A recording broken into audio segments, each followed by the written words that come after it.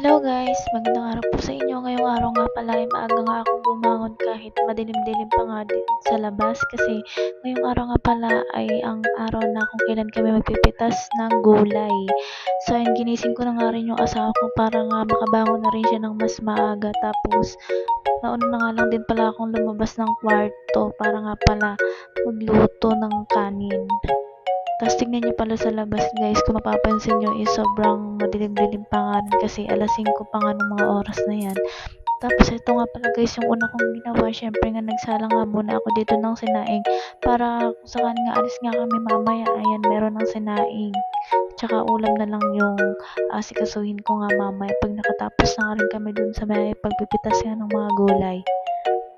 Bali, apat nga lang pala kami guys doon na magpipitas ng gulay. Syempre guys, alam nyo naman na kung sino-sino nga ang mga yon.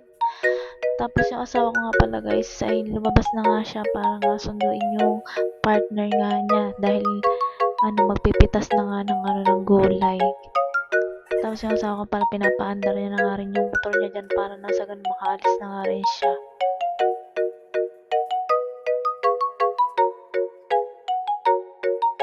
At sa part naman na to guys, habang hinihintay ko nga yung asawa ko na makabalik na or makauwi, ayun ang ginawa ko na nga dito ay nagwalis-walis na nga rin ako dito sa may sala namin at saka sa may kwarto. Habang tulog nga yung anak ko, syempre, hindi naman pwedeng tumunganga lang ako ganun. Asikasuhin natin yung dapat nating asikasuhin kasi pagising na nga yung anak ko ay hindi na ako makakapag-asikaso ng mga dapat kong gawin. Tapos yung anak ko pala guys, habang tulog siya, iwanan ko na nga lang siya dito kay nanay. Para nga may kasama nga rin siya at para pag umiyak nga hindi nga ako ganong hanap-hanapin kasi sumasama rin naman siya kay nanay.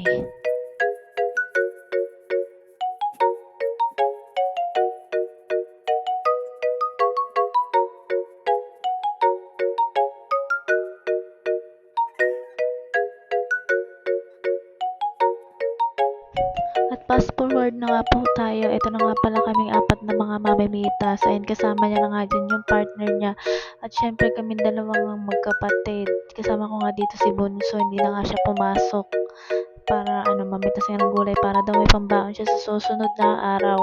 Tapos ito pala silang dalawa ay ang ginawa nga nila dyan ay tinanggal nga nila yung pids na nandun sa may lona para nga iayos nila yung lona. Doon kasi mamaya ilalagay yung mga mapipitas nga namin.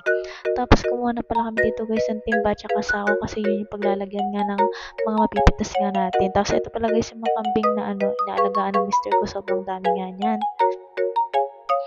At nang pipitasin nga pala guys nilang dalawa niya ng asawa ko at saka yung partner nga niya ay yung Ampalay Bonito. Tapos kaming dalawa nga ni Bunso ang pipitasin nga namin daw ay yung siling panigang. Para nga daw mas mabilis kaming mayari kaya sila na dun sa Ampalayang Bonito.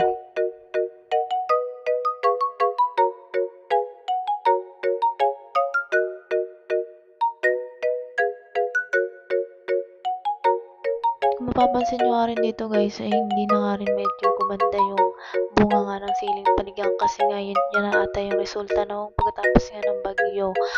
Yung mga puno nga pala guys ng siling panigang is parang bigla siyang tumanda. Tapos yung mga bunga niya kahit maliliit pa ay gumulang na. Kaya pinipitas na nga rin namin kasi hindi na nga siya lalaki guys kapag hindi pa namin to kinuha. Tapos ang ending nun guys, masasayang lang, mahihinog lang siya dun sa puno. Kaya talagang kinuha na namin kahit maliliit pa. Kasi nga magulang na siya talaga guys. Dahil nga guys, gusto kong kumuha ng video dito habang napipitas nga kami. Syempre, magtitiis tayo kahit mahirapan nga yung sarili natin. At kaya nga din pala guys madalas ako nga lang nakukuhanan kasi ako nga lang din talaga yung nagbi-video. Ako lang talagang kumukuha ng video, ganun. Wala kasi akong taga-video guys, kaya yan. Pinapahirapan ko talaga yung sarili ko. At after nga guys ng mga ilang oras na pagpipitas nga namin, tapos na nga rin kami magpitas ng siling panigang. Tapos ito nga pala yung kapatid kong Bunso, yan. Na pa nga yung paa niya, parang nadulas. Hindi ko siya tinulak baka sabihin niyo tinulak ko, charis. Tapos yung dalawa pa lang mag-partner ay napipitas na nga rin sila ng siling Taiwan. Ayun, ginto yung siling Taiwan natin guys. Yung pinipitas nga pala nila yan, halaw pa lang yan guys, kaya meaning ko konti pa lang yan talaga mapipitas nga nila dyan. Tingin ko nga guys is mga nasa 1 kilo pa nga lang yung unang pitas nga nila na yun. Tapos guys, kung makikita nyo nga dito, sobrang pulang-pulang nga ng ceiling Taiwan. Ang gaganda nga guys ng naging bunga niya. Buti nga guys, at kahit pa paano hindi nga ito guys naapektuhan ng bumagyo. Talagang nasira lang talaga, or yung pinaka naapektuhan nga ay yung ceiling panigang nga nila. Masayang nga guys kasi ang liliit pa nga ng iba, tapos gumulang na talaga.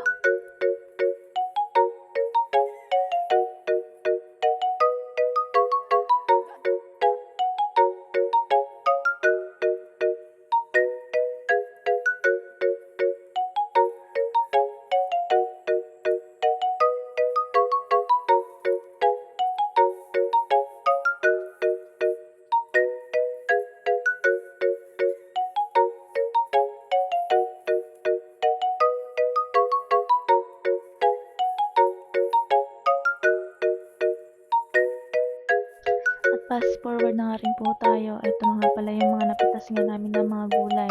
Binuhos na nga nila dito yun sa lona. Para nga pala maumpisa na yung pagbabandel. Tapos yun na nga pala guys yung yung ang pala yung bonito, ganyan lang kadami guys yung na-harvest nga natin.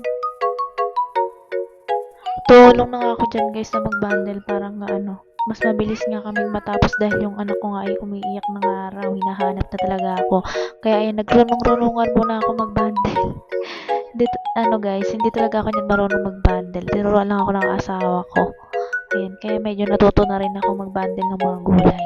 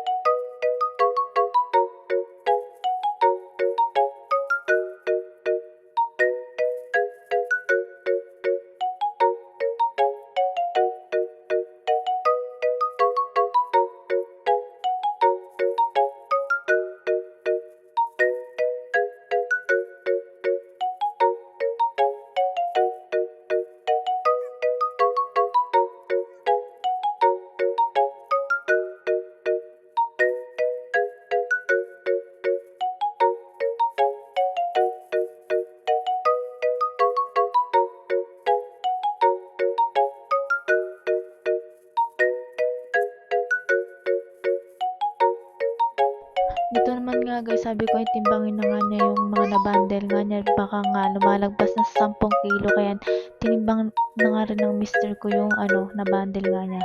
Tapos ayun, sabi ko titimbangin ko na nga rin itong mga na-bundle ko. Tapos ang tinimbang ko guys, hindi pala siya sumakto. Kulang pa nga pala. Tapos yung mister ko na nga rin yung nagtuloy doon. Tapos yun na nga pala guys, yung ceiling Taiwan. Ayan, madali lang naman yan siya i-bundle. Kaya kayang-kaya na ng asawa ko yan. At saka konti lang naman din yan. Tsaka wala rin naman ganong reject dyan eh.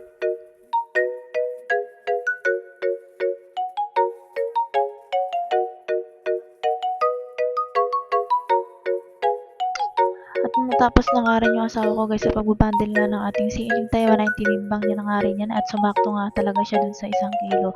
Tapos ito pala yung dalawa guys, ayun yung bunso kong kapatid ay nagpipili nga siya dyan ng sili, tapos yung isa is nagbabundle na nga rin. Tapos yung isa ko wala nang ginagawa kasi nga itong anak ko dumating nga rito sa may garahe din niya lang ni nanay. Kasi si nanay nga pala guys ay may gagawin. Bye bye. Bye bye.